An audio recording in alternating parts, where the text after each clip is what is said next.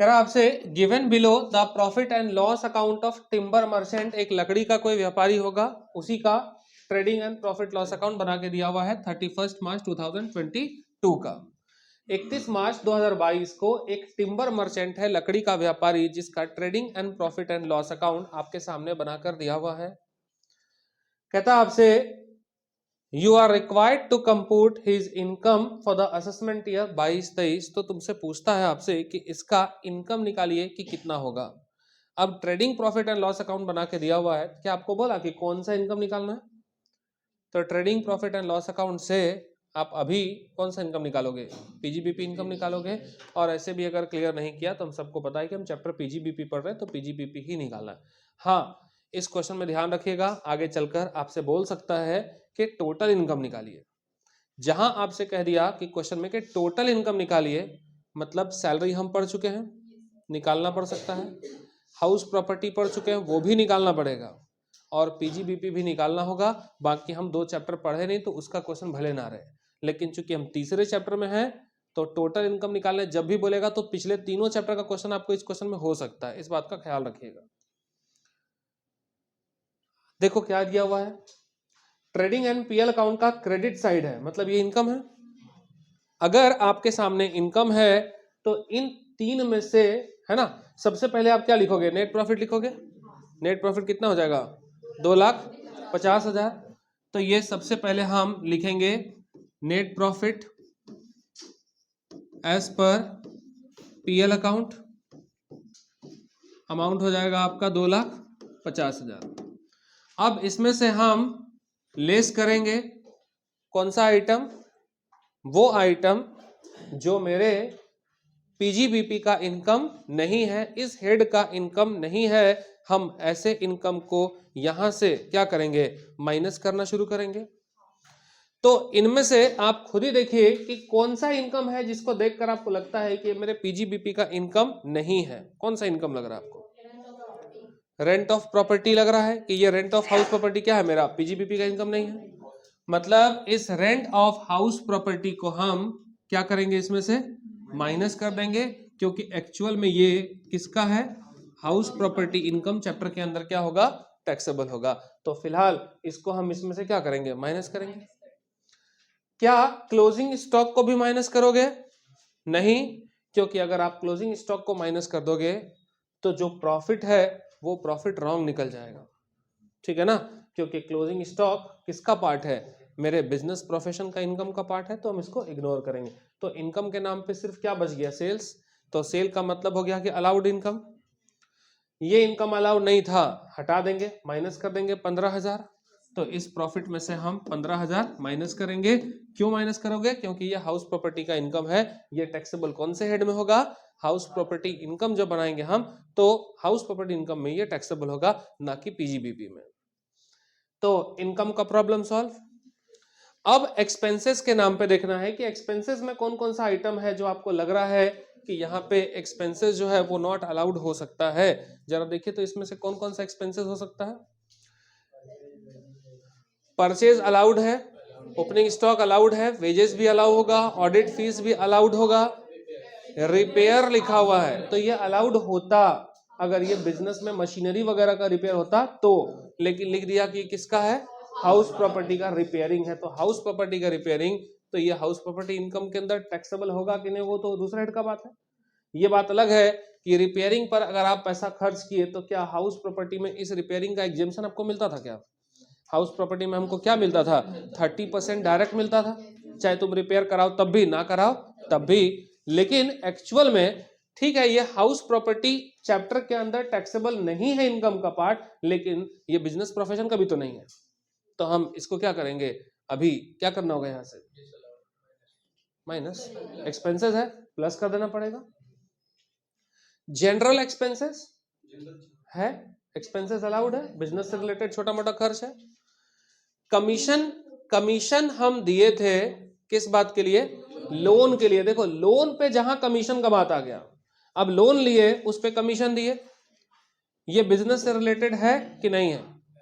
देखिए अगर loan business loan है तो उससे रिलेटेड एक्सपेंसेस भी क्या होगा? उससे रिलेटेड एक्सपेंसेस भी आपका क्या होगा? अलाउड होगा। हाँ, ये लोन हाउसिंग लोन होता तो हाउस प्रॉपर्टी में जाता। अब इस चैप्टर में कुछ मेंशन तो नहीं किया आपसे, जब कुछ मेंशन नहीं किया इसका मतलब है कि ये कमीशन किससे रिलेटेड होगा, बिजनेस से रिलेटेड होगा, तो उसका लोन भी क्या होगा, होगा, अलाउड है। बैड डेट्स रिजर्व बोल दिया, तो बैड डेट्स रिजर्व हम लोग कल पढ़े थे, डिसअलाउड एक्सपेंसेस होता है। तो जहां बैड डेट्स रिजर्व कर दिया, इसको डिसअलाउड एक्सपेंसेस मान करके इसको बैड डेट्स रिजर्व को क्या कीजिएगा, प्लस करना होगा। बैड डेट्स क्या होगा, कल पढ़े थे हम लोग, बैड डेट्स क्या होता है, अलाउड है। क्यों, क्योंकि आपने किसी को उधार माल बेचा तो बहुत हद तक चांस है कि पैसा डूबेगा। अब जब हम उधार बेचे थे तो सेल्स अलाउड था, तभी तो पैसा डूबेगा ना, तो बैड डेट्स भी क्या है, ये अलाउड एक्सपेंसेस है, छोड़ दीजिए। इंटरेस्ट ऑन कैपिटल, कैपिटल पर इंटरेस्ट चार्ज हो गया तो इंटरेस्ट ऑन कैपिटल, इसको क्या कहोगे, इंटरेस्ट ऑन कैपिटल, ये बिजनेस से रिलेटेड एक्सपेंसेस है, लग रहा है। फॉर्मेट आप लोग जरा, कैपिटल पर इंटरेस्ट का, कैपिटल पर इंटरेस्ट एक्सपेंसेस है कि अप्रोप्रिएशन है। इंटरेस्ट ऑन कैपिटल को आप एक्सपेंसेस मानते हो या अप्रोप्रिएशन, पार्टनरशिप पढ़े थे, पार्टनरशिप में इंटरेस्ट ऑन कैपिटल को पीएल अप्रोप्रिएशन में लिखते थे या पीएनएल अकाउंट में लिखते थे। इंटरेस्ट ऑन कैपिटल एक्चुअल में एक्सपेंसेस नहीं होता, अप्रोप्रिएशन होता है। आपको याद होगा क्लास 12 में जब आप पार्टनरशिप पढ़ते थे तो पीएल अप्रोप्रिएशन बनाते थे, क्रेडिट साइड में लिखते थे बाई पीएल, तो बाई पीएल का मतलब कौन सा वाला पीएल, ये जो नेट प्रॉफिट आया होगा उसको हम ट्रांसफर करते थे पीएल अप्रोप्रिएशन का क्रेडिट साइड, और इस पैसे को ट्रांसफर करने के बाद तब जाकर हम डेबिट साइड में क्या लिखते थे, interest on capital, to drawing, sorry ये तुम्हारा to salary to partner to reserve, इस तरह का चीज करते थे। देखो इंटरेस्ट ऑन कैपिटल की जब बात करोगे तो ये एक्सपेंसेस नहीं है, ये हमारे लिए क्या होता है, एप्रोप्रिएशन होता है। एप्रोप्रिएशन का मतलब होता है अमाउंट जो पार्टनर के बीच डिस्ट्रीब्यूट होगा। यानी पहले हम नेट प्रॉफिट निकालते हैं और उस नेट प्रॉफिट में जो पैसा हम पार्टनर को पे करेंगे उसको क्या बोलते थे, एप्रोप्रिएशन बोलते थे। तो ये इंटरेस्ट ऑन कैपिटल हमारे लिए एक्सपेंसेस नहीं है, ये हमारे लिए क्या है, एप्रोप्रिएशन है। और किसी भी एप्रोप्रिएशन का पेमेंट कब होता है, जब हम नेट प्रॉफिट कैलकुलेट कर चुके उसके बाद हम उसका पेमेंट करते हैं। इसका मतलब कि नेट प्रॉफिट निकलने के बाद हम उसका डिस्ट्रीब्यूशन करते हैं। देखो इंटरेस्ट ऑन कैपिटल जब बोलते हो तो ये इंटरेस्ट ऑन कैपिटल किसको मिलेगा, पार्टनर को मिलेगा। तो इंटरेस्ट ऑन कैपिटल अगर किसी फर्म में ए बी और सी पार्टनर है तो जो भी इंटरेस्ट ऑन कैपिटल आप देख रहे हो, ए का इनकम अलग होगा, बी का अलग होगा, सी का अलग होगा, तो सारे पार्टनर के इनकम पे टैक्स यहां फर्म क्यों भरेगा, इस वजह से पहले इसका क्या होगा, डिस्ट्रीब्यूशन होगा, और डिस्ट्रीब्यूशन के बाद जिसका जितना इनकम होगा उस इनकम पे वो अलग से सेपरेटली टैक्स भरेगा। इसलिए आपको ध्यान रखना है यहाँ पे कि जब आप इस क्वेश्चन को सॉल्व करोगे तो यहाँ ये जो आप इंटरेस्ट ऑन कैपिटल देख रहे हो ये एक्सपेंसेस क्या मान लीजिएगा, नॉट अलाउड मानोगे, उसको ऐड करोगे। क्यों ऐड करोगे, तो क्या सिंपल सा बात आपको बोल रहा है कि इंटरेस्ट ऑन कैपिटल एक्सपेंसेस नहीं है, इनकम टैक्स के पॉइंट ऑफ व्यू से ये क्या है, एप्रोप्रिएशन है, जो पार्टनर के बीच जिस पार्टनर ने जितना इंटरेस्ट अर्न किया उसके इनकम में वो इंटरेस्ट ऑन कैपिटल क्या होगा, ऐड हो जाएगा। और इस इंटरेस्ट ऑन कैपिटल पर जो इनकम ऐड होगा पार्टनर के बीच उस पर टैक्स किसको पे करना होगा, पार्टनर को पे करना है सेपरेटली, अलग अलग। इसलिए हम इसको एक्सपेंसेस नहीं मानते, इसको एप्रोप्रिएशन मानते हैं। इसलिए एप्रोप्रिएशन का पेमेंट कब होता है, नेट प्रॉफिट से निकलने के बाद। याद कीजिए क्लास 12 में हम बनाते थे profit and loss appropriation account, यहां आप क्या लिखते थे, नेट प्रॉफिट, मतलब कौन सा वाला, ये लिखते थे नेट प्रॉफिट, और इस साइड में आप क्या लिखते थे, इंटरेस्ट ऑन कैपिटल। तो नेट प्रॉफिट निकलने के बाद ना इंटरेस्ट ऑन कैपिटल चार्ज करते थे, इसका मतलब है कि इस नेट प्रॉफिट में इंटरेस्ट ऑन कैपिटल चार्ज नहीं हुआ होगा, तब तो हम यहाँ चार्ज करते थे। और अगर ऑलरेडी इसमें से इसको घटाने के बाद नेट प्रॉफिट लिखोगे तो क्या इंटरेस्ट ऑन कैपिटल हम चार्ज कर पाते कभी भी। तो इसका मतलब है कि हम नेट प्रॉफिट में इंटरेस्ट ऑन कैपिटल अप्रोप्रिएशन में चार्ज करते हैं, लेकिन यहाँ ऑलरेडी क्या हुआ है, चार्ज करके दिया हुआ है, गलत हो जाएगा इसका मतलब। इसलिए ये एक्सपेंसेस क्या माना जाएगा, डिसअलाउड माना जाएगा। इसको इसके साथ क्या कीजिएगा, ऐड कर लीजिएगा। इसके बाद देखिए लिखा हुआ contribution to staff welfare fund, किसी भी तरह का फंड या किसी भी तरह का रिजर्व, कल हम लोग कंसेप्ट पढ़े थे लास्ट क्लास वाला कि किसी भी तरह का रिजर्व हो या किसी भी तरह का फंड हो, तो रिजर्व और फंड कब क्रिएट करते हो आप, प्रॉफिट निकलने के बाद क्रिएट करते हो। लेकिन यहां लिखने का मतलब क्या होता है कि नेट प्रॉफिट निकलने से पहले ही आप फंड क्या कर दिए, क्रिएट कर दिए। इसका मतलब कि टैक्स का पेमेंट क्या हो जाएगा, रॉन्ग पेमेंट हो जाएगा टैक्स का पेमेंट। तो इसलिए कल हम इस पे पूरा विस्तार से चर्चा किए थे, आपको समझाए थे कि कोई भी रिजर्व कोई भी फंड कब होता है, पहले हम प्रॉफिट निकालते हैं, प्रॉफिट पे हम पहले टैक्स दे देते हैं, पहले हम नेट प्रॉफिट कैलकुलेट करते हैं, जो मेरा नेट प्रॉफिट होगा उस पे हम पीजीबीपी इनकम पे टैक्स पे कर देते हैं, टैक्स पे करने के बाद जो बचता है नेट प्रॉफिट होता है, और उस नेट प्रॉफिट से तुमको जितना रिजर्व करना है करो। तो रिजर्व और प्रोविजन कब किया जाता है, नेट प्रॉफिट निकल गया, इनकम टैक्स पे कर दिए, टैक्स पे करने के बाद जो नेट प्रॉफिट बचा तुमको जितना मर्जी रिजर्व करो। लेकिन यहां क्या हो रहा है कि ये जो रिजर्व आप कर रहे हो, स्टाफ वेलफेयर फंड कर रहे हो, ये आपकी प्रॉफिट को ही डायरेक्टली क्या कर दे रहा है, कम कर दे रहा है, जो कि गलत है भाई। तो फंड या रिजर्व कब होता है, नेट प्रॉफिट निकलने के बाद होता है, उससे पहले ही नहीं कर लेते आप। इसका मतलब है कि इस 2500 रुपया को हमको क्या करना होगा, डिस अलाउड एक्सपेंसेस मान के फिलहाल अभी क्या करना होगा, ऐड करना होगा, बाद में भले हम रिजर्व कर लेंगे ताकि टैक्स का पेमेंट सही सलामत हो पाए। इसलिए इस पैसे को हम क्या करेंगे, ऐड कर देंगे। इसके बाद देखो लिखा है प्रोविजन फॉर इनकम टैक्स, आखिर है क्या ये वाला, प्रोविजन ही तो है ना। तो फिर से प्रोविजन हो या फंड हो या रिजर्व हो, सबका ट्रीटमेंट क्या होता है, सेम होता है। इसका मतलब इसको भी क्या करोगे, प्लस करोगे। डेप्रिसिएशन एक्सपेंसेस अलाउड होता है कि नहीं होता, डेप्रिसिएशन तो ऑब्वियसली अलाउड होगा, एक्सपेंसेस है हमारे लिए, है ना। तो इसको क्या कीजिएगा, अलाउड करिएगा। अब नेट प्रॉफिट में से एक आइटम माइनस किए, यहाँ पे 2-3 आइटम क्या किए हम, प्लस कर दो, 2-4 है, इज इक्वल टू जो निकलेगा वही आपका क्या निकलेगा, पीजीबीपी इनकम निकलेगा। ये सिर्फ पीजीबीपी इनकम निकला, टोटल इनकम तो नहीं है। अब देखिए यहां ना हम एक और इनकम निकाल सकते हैं, ठीक है, हाउस प्रॉपर्टी इनकम निकालना पड़ेगा। तो प्लस माइनस करके जो भी रिजल्ट आया वो रिजल्ट मेरा कौन सा निकला, वो पीजीबीपी इनकम निकला। लेकिन पीजीबीपी इनकम के अलावे इस क्वेश्चन में हमको एक और इनकम होता हुआ दिख रहा है, क्योंकि आपको बोला you are required to compute his income for the assessment year, सिर्फ बोला इनकम, मतलब पीजीबीपी इनकम भी हो सकता है। और यहाँ पे कौन सा इनकम निकलता हुआ दिख रहा है, तो हाउस प्रॉपर्टी इनकम निकलता हुआ दिख रहा है। तो अगर आप हाउस प्रॉपर्टी इनकम निकालोगे,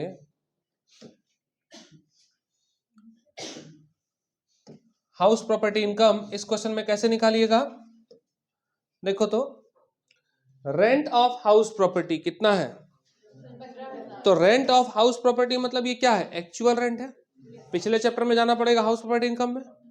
तो हाउस प्रॉपर्टी इनकम जब हम निकालते थे तो म्युनिसिपल वैल्यू या फेयर रेंट, इन दोनों में से जो अधिक होगा उसको फिर हम एक्सपेक्टेड रेंट से कंपेयर करते थे, फिर हम उसको किससे कंपेयर करते थे, एक्चुअल रेंट से कंपेयर करते थे।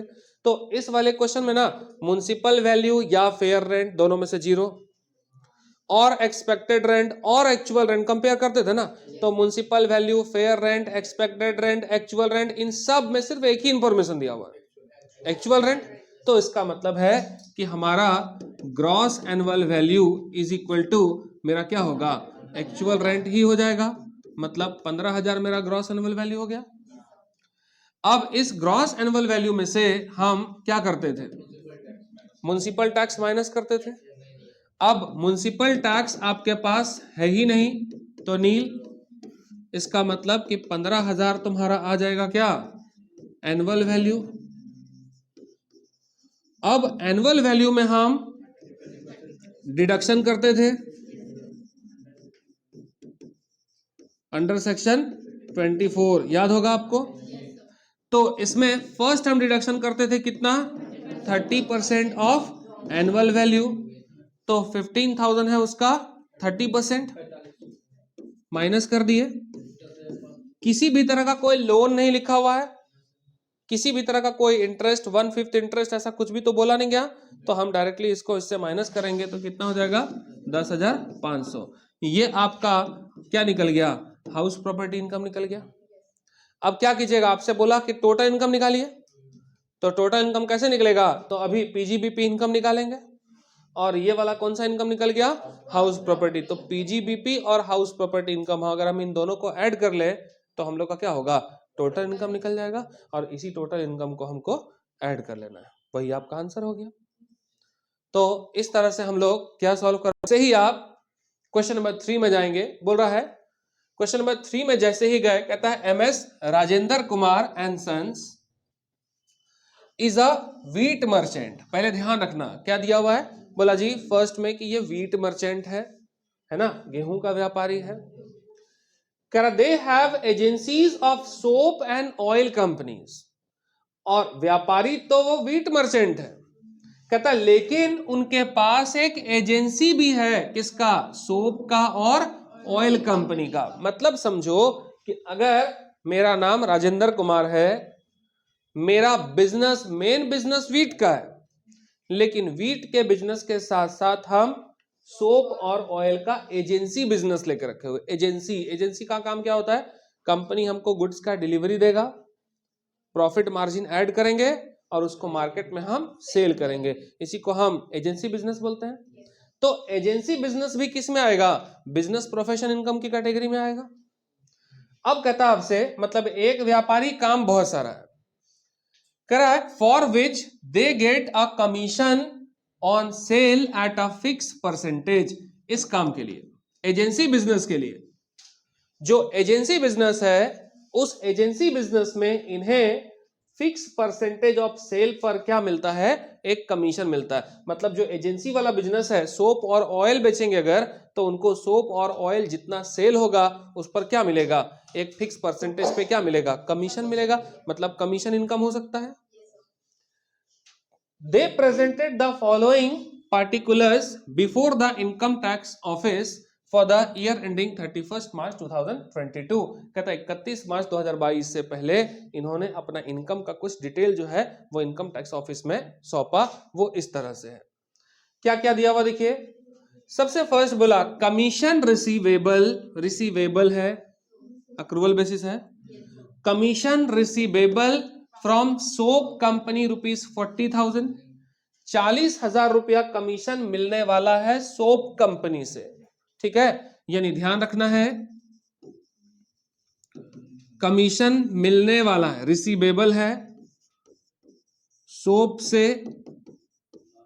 सेल कितने का हुआ पता नहीं, लेकिन 40,000 कमीशन हमको मिलना है, तो यही ना मेरा इनकम है। हम साबुन कितने का बेचे, क्या वो मेरा इनकम है, क्योंकि जब हम कमीशन बेस्ड में काम करने को तैयार हैं तो सेल कितना भी हो वो सेल मेरा थोड़ी है, वो तो कंपनी का सेल कहलाएगा। मेरे लिए इनकम कौन सा कहलाएगा, जो कमीशन मुझे मिला वही मेरा इनकम है। कह रहा है commission receivable from oil company ₹50,000, और ऑयल कंपनी से कमीशन मिलने वाला है, यानी कमीशन के तौर पर आपको इनकम कितना मिलेगा, तो 90,000 का कमीशन ही आपको मिल जाएगा। कह रहा compensation for termination of agency bye oil company 1 lakh. Compensation मिला, कंपनसेशन समझते हैं, अगर मैंने किसी ऑयल कंपनी का अगर एजेंसी लिया और अगर बिना नोटिस के बिना किसी बात के अगर ऑयल कंपनी मुझे मेरा एजेंसी से हटा दे, मुझे नई एजेंसी देकर किसी और को दे दे, तो इसका मतलब है कि यहाँ पे कॉन्ट्रैक्ट तोड़ने वाला कौन है, कंपनी है। तो ऐसे में कहीं ना कहीं ब्रीच ऑफ कॉन्ट्रैक्ट का केस लगेगा। तो जिसने एजेंसी लिया है उसको कंपनसेशन थोड़ी देना पड़ेगा। अगर हम एजेंसी छोड़ देते तो कंपनसेशन मुझे देना पड़ता, लेकिन एजेंसी किसने, ये एग्रीमेंट किसने तोड़ा, कंपनी ने, ऑयल कंपनी ने। तो बोलता है आपसे कि ऑयल कंपनी ने आपको कंपनसेशन कितने का दिया, 1 लाख रुपया। ध्यान रखते जाना इनकम सिर्फ पहले, कंपनसेशन कितने का मिल गया, 1 लाख रुपया का कंपनसेशन मिला। कौन सी कंपनी से, ऑयल कंपनी से। तो एक कंपनी से तुम्हारा कंपनसेशन निकल गया। इसके बाद आपसे कहता है during the year 500 bags of wheat were purchased for ₹2,50,000। 500 bag, ये वाला स्टॉक, ओपनिंग स्टॉक ध्यान रखना कि 500 बैग हम परचेज किए। ये बैग का यूज कब होगा कि अगर हम अभी ट्रेडिंग प्रॉफिट लॉस अकाउंट बनाएंगे तो हो सकता है हमको क्लोजिंग स्टॉक निकालना पड़े। तो 500 बैग हम खरीदे थे, परचेज किए थे कितने में? 2.5 लाख में। तो 2.5 लाख में 500 बैग, तो एक बैग का कॉस्ट कितना होगा? डिवाइड करके निकाल सकते हैं हम। कॉस्ट प्राइस कितना हो गया? 500 रुपया पर बैग है। ठीक, तो इसको कहां लिखोगे? अगर हम trading profit and loss account बनाएंगे तो trading profit and loss account के कौन सी साइड में लिखोगे? डेबिट साइड में लिखना पड़ेगा। 2.5 लाख रुपया purchase, opening stock is equal to 0 मान लेना। देखिए लिखता है of which 400 bags were sold for ₹2,40,000। तो 400 बैग हम बेच दिए 2,40,000 में, तो इसको कहां लिखोगे? क्रेडिट। तो ये वाला हो जाएगा तुम्हारा 2.5 लाख डेबिट में, पीएल अकाउंट में, ट्रेडिंग में, पीएल में। और ये सेल कितना कर दिए? 2,40,000 में। अब देखिए खरीदे थे 500 बैग, बेचे कितना? तो 100 बैग क्या निकल गया आपका? क्लोजिंग स्टॉक निकल गया। तो 100 बैग क्लोजिंग स्टॉक अगर निकालोगे तो एक का दाम कितना था? 500। इसका मतलब 50,000 ये आपका क्या निकल गया? क्लोजिंग स्टॉक निकल गया। मतलब देखिए ये हो गया ट्रेडिंग अकाउंट का क्रेडिट, ये वाला हो गया ट्रेडिंग अकाउंट का डेबिट, और क्लोजिंग स्टॉक को भी ट्रेडिंग अकाउंट का कहां लिखते हैं? क्रेडिट साइड लिखते हैं। तो इसका मतलब कि इसका पोस्टिंग भी कहां होगा? ट्रेडिंग अकाउंट के क्रेडिट साइड में पोस्ट हो गया। कह रहा शॉप एक्सपेंसेस वेयर ₹26,500। शॉप से रिलेटेड खर्चा, तो ये कहां लिखोगे? पीएल अकाउंट का डेबिट साइड में लिखोगे। कह रहा on an examination by the ITO, ITO का मतलब इनकम टैक्स ऑफिस या ऑफिसर, आप समझ सकते हो। कह रहा है जब एग्जामिनेशन किया गया आईटीओ की तरफ से, it was revealed that the following items were included in the shop expenses. तो पता चला कि कुछ शॉप से रिलेटेड कुछ खर्च था। इस तरह से क्या क्या दिया हुआ था भाई? मतलब जो trading profit and loss account बना के दिखाया गया होगा, उस trading profit and loss account में हमने ये वो आइटम है जो पहले से क्या कर दिया? शो कर दिया। अब एक्सपेंसेस दिया हुआ है 4500 on the marriage of Rajendra Kumar and sons. तो राजेंद्र कुमार एंड सन के बेटे के शादी के ऊपर 4500 रुपए का खर्च हुआ।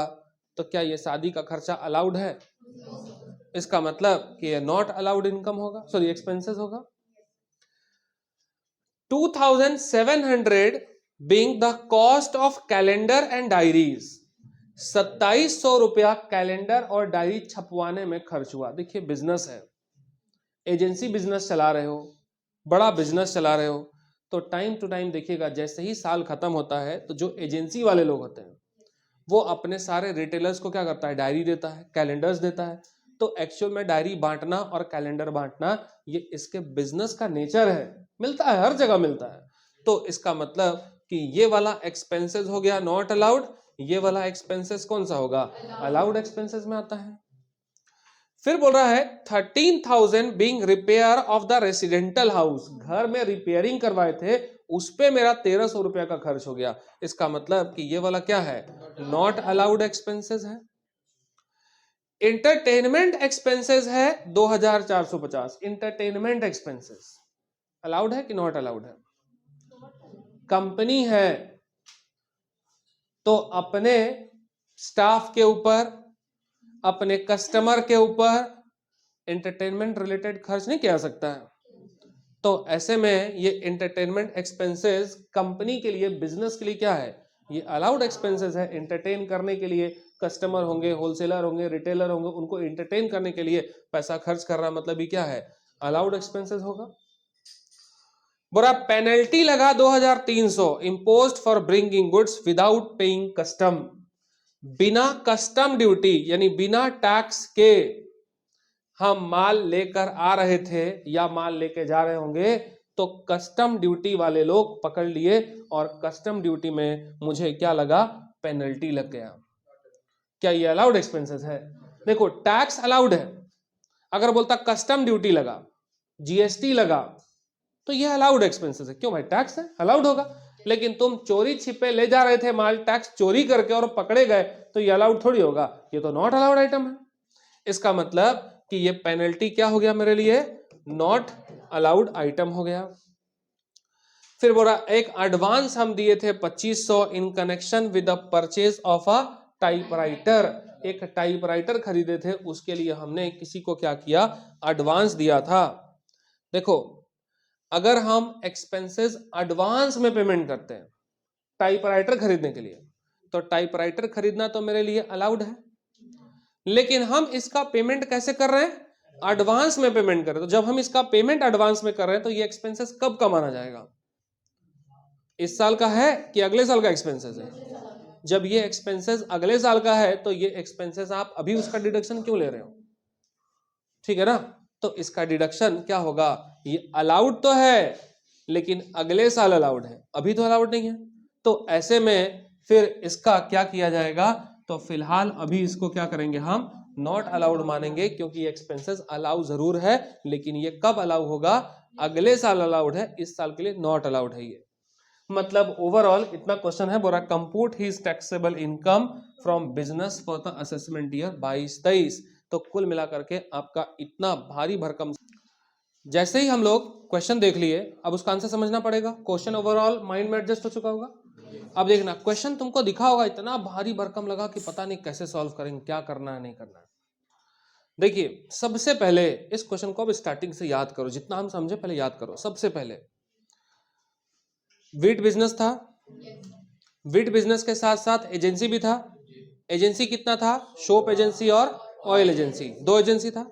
सारे इनकम को काउंट करो, क्योंकि ओवरऑल इनमें किसी का भी कोई भी बिजनेस किसी और हेड का नहीं है, ये सारा हेड इनकम किस में आएगा, पीजीबीपी में आएगा। यानी कमीशन बेस्ड भी इनकम, एजेंसी बिजनेस भी, वीट बिजनेस भी, सारा चीज किस में आएगा, पीजीबीपी इनकम में आएगा। तो सबसे पहले हमको कमीशन रिसीव हुआ, commission receive from oil agency.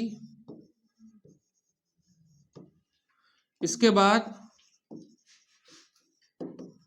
Commission receive हुआ है फ्रॉम सोप एजेंसी से। इसके साथ साथ क्वेश्चन में याद कीजिए कंपनसेशन भी मिला था, कंपनसेशन रिसीव हुआ था कौन सी एजेंसी से, ऑयल एजेंसी से। और नेट प्रॉफिट हुआ था फ्रॉम वीट बिजनेस से। अगर हम इन सब का अमाउंट कैलकुलेट कर लें और इन सब का टोटल कर लें, तो यही हमारे लिए पीजीबीपी इनकम कहलाएगा कि नहीं कहलाएगा। अब देखिए commission receive from oil agency, oil agency से हमने कमीशन रिसीव किया था कितना, 50,000। तो ऑयल एजेंसी से सीधे लिखिए यहां पे 50,000। सोप कंपनी से हमने रिसीव किया था 40,000, तो यहां लिखिए 40,000। कंपनसेशन पता है, याद है, 1 लाख रुपए का कंपनसेशन मिला, कोई मेहनत लगा इसमें? अब अभी नहीं। इसके लिए हम लोगों को ये जो आप देख रहे हो net profit from wheat business, इसके लिए हम लोगों को क्या करना पड़ेगा, तो हम लोगों को नोट तैयार करना पड़ेगा। मान लीजिए नोट नंबर 1 हम पहले बनाएंगे। नोट नंबर 1 इसलिए बनाना जरूरी है क्योंकि इस क्वेश्चन में आपके पास trading and profit loss account बनाकर नहीं दिया गया था। Trading and profit loss account पहले तैयार करना पड़ेगा। Trading and profit loss account अगर एक बार बना लोगे, तो क्वेश्चन में कुछ हिंट भी दिया था, बोला गलती से इन्होंने कुछ क्लेम एक्स्ट्रा कर दिया था प्रीवियस ईयर में, तो जो क्लेम डिसअलाउड है उन सारे उन सारे एक्सपेंसेस को क्या करना होगा, डिसअलाउड को उसमें से पहले फिर क्या करना होगा, ऐड करना पड़ेगा। क्यों? क्योंकि मेरा जो इनकम है, सेल दिया हुआ है, परचेज दिया हुआ है, एक्सपेंसेस दिया हुआ है, तो जो इनकम है वही मेरा इनकम है, वही इनकम यहां ऐड होना चाहिए। लेकिन इनकम ऐड करने से पहले बहुत सारा ऐसा एक्सपेंसेस है जो इन्होंने क्लेम कर दिया था, जो डिसअलाउड था। तो ऐसे एक्सपेंसेस को अब डिसअलाउड मान के क्या करना होगा, ऐड करना होगा, ताकि मेरा इनकम बढ़ जाएगा। क्योंकि सरकार ने पकड़ लिया, आईटीओ ने पकड़ लिया है कि हम गलती से बहुत ज्यादा एक्सपेंसेस है जो अलाउड करके माइनस कर दिए, लेकिन एक्चुअल में वो अलाउड नहीं है, तो मेरा इनकम क्या होगा, बढ़ जाएगा। इनकम जहां बढ़ेगा तो आपको टैक्स पेनल्टी क्या होगा, ज्यादा लगेगा। तो ऐसे केसेस में कौन कौन सा इनकम, तो इसके लिए हमको नोट बनाना पड़ेगा।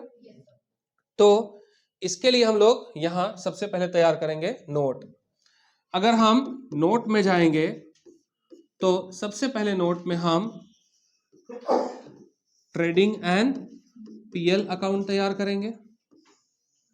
ये फाइनेंशियल अकाउंटिंग नहीं है, ध्यान रहे, इसलिए हम ट्रेडिंग अकाउंट अलग, पीएल अकाउंट अलग ऐसा बना करके हम कोई मेहनत नहीं करने वाले।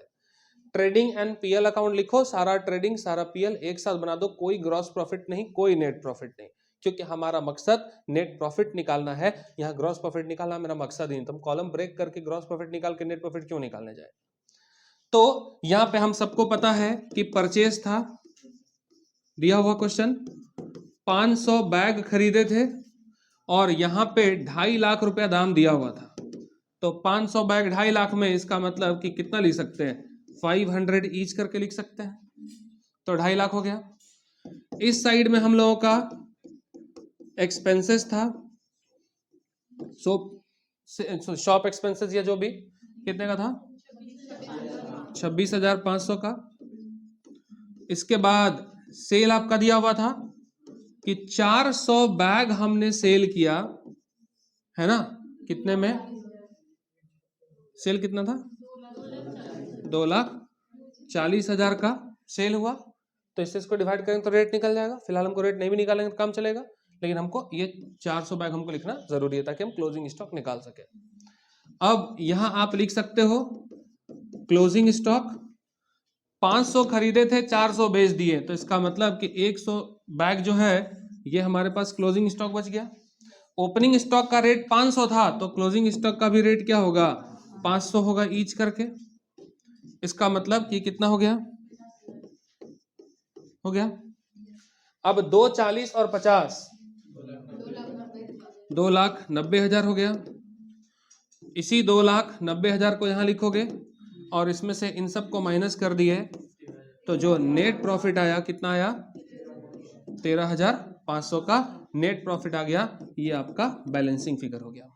लेकिन ध्यान रखिएगा, ये नेट प्रॉफिट, ये जो 13,500 का नेट प्रॉफिट आया, उसको उठा के यहां नहीं लिखना है।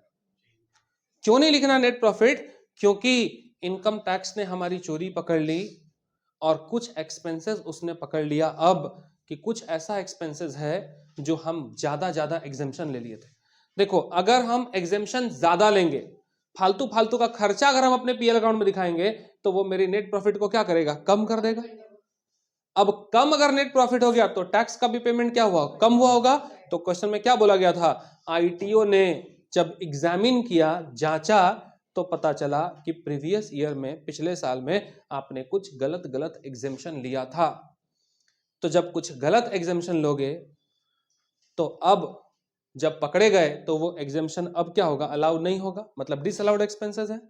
अब जहां डिसअलाउड एक्सपेंसेस है, इसका मतलब कि जो प्रॉफिट अभी 13,500 था, वही नेट प्रॉफिट अब क्या होगा, बढ़ जाएगा, कहीं ना कहीं इंक्रीज करेगा नेट प्रॉफिट। तो एक्चुअल में हमारा नेट प्रॉफिट कितना हुआ, फिर हमको एडजस्ट करना पड़ेगा पहले वाले क्वेश्चन की तरह। तो अब हम यहां लिखेंगे net profit as per PL account, कितना, 13,000। कोई भी ऐसा इनकम नहीं है जो डिसअलाउड है, लेकिन एक्सपेंसेस डिसअलाउड है, तो हम यहां ऐड करेंगे एक्सपेंसेस नॉट अलाउड या डिसअलाउड एक्सपेंसेस बोल के हमको यहां पहले क्या करना होगा, ऐड करना पड़ेगा। डिसअलाउड एक्सपेंसेस के नाम पर आपके इस क्वेश्चन में ढूंढिए कि क्या क्या दिया हुआ था। डिसअलाउड एक्सपेंसेस के नाम पर देखो लिखा हुआ था, एक तो पहले मैरिज एक्सपेंसेस, अपने बेटे का शादी पे पैसा खर्च किया था, तो मैरिज एक्सपेंसेस अपने बेटे के शादी पर पैसा खर्च किया था इसने, कितना? 4,500 रुपया। डिस अलाउड एक्सपेंसेस के नाम पर था रिपेयरिंग ऑफ हाउस प्रॉपर्टी, जो रेसिडेंटल प्रॉपर्टी था, हाउस प्रॉपर्टी, यानी ये वाला था रेसिडेंटल हाउस प्रॉपर्टी, मतलब ये पर्सनल एक्सपेंसेस है। इसका खर्चा कितना था? 1,300। इसके बाद एक पेनल्टी लगा था, है ना, कस्टम ड्यूटी पे पेनल्टी लगा था। अब देखो यहां पे ना अगर टैक्स होता तो ये अलाउड होता, जीएसटी होता, इनकम टैक्स होता, कस्टम होता, कोई भी, सॉरी इनकम टैक्स नहीं, कोई भी इनडायरेक्ट टैक्स होता तो वो अलाउड एक्सपेंसेस था। लेकिन टैक्स की चोरी में हम पकड़ेगा और पेनल्टी लग गया तो ये अलाउड थोड़ी होता, ये नॉट अलाउड एक्सपेंसेस होता है। ये है तुम्हारा 2,300 रुपए का। और एडवांस हम दिए थे, advance for purchase of typewriter, ठीक है ना, टाइपराइटर कितना दिए थे? 2,500। अब क्या कीजिएगा, इस नेट प्रॉफिट के साथ इन सब आइटम को हम क्या करेंगे, ऐड करेंगे, तो हमारा नेट प्रॉफिट आएगा कितना?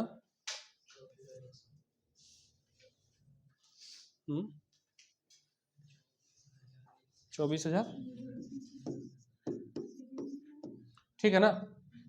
अब मेरा नेट प्रॉफिट कितना निकल गया? 24,100। अब क्या करोगे, देखो ये जो इनकम निकला यही मेरा इनकम निकल गया, इनकम फ्रॉम वीड बिजनेस, ठीक है। और इसी 24,100 रुपया को हम अब पोस्ट करेंगे कहां जाकर, यहां 24,100 रुपया। और अब हम फाइनली इन सब को ऐड करेंगे, तो ये सब हम ऐड करेंगे तो हमारा टोटल इनकम निकल जाएगा किसका? पीजीबीपी इनकम, जो भी आएगा वो मेरा इनकम कहलाएगा। तो हम शुरुआत में क्या किए, सबसे पहले आपको यहां से सॉल्व करना होगा, फिर इसके लिए हम नोट तैयार किए, तो इसके लिए हम ये पहले ट्रेडिंग प्रॉफिट लॉस बनाए। ट्रेडिंग प्रॉफिट लॉस से प्रॉफिट तो निकला, लेकिन इस प्रॉफिट में बहुत सारा एक्सपेंसेस था जो डिसअलाउड था। तो कौन कौन सा एक्सपेंसेस डिसअलाउड था, पहले हम उसको इसके साथ क्या किए, ऐड किए। इसके बाद जो रिजल्ट आया ये मेरा निकल गया इनकम फ्रॉम वीड बिजनेस, और इसी बिजनेस को हम कमीशन के साथ ऐड कर लिए तो मेरा टोटल इनकम निकल गया। मतलब कुल मिला के देखेंगे आप तो क्वेश्चन बहुत छोटा है, लेकिन एक बार थोड़ा सा प्रैक्टिस का जरूरत है तो बन जाएगा फिर इजीली।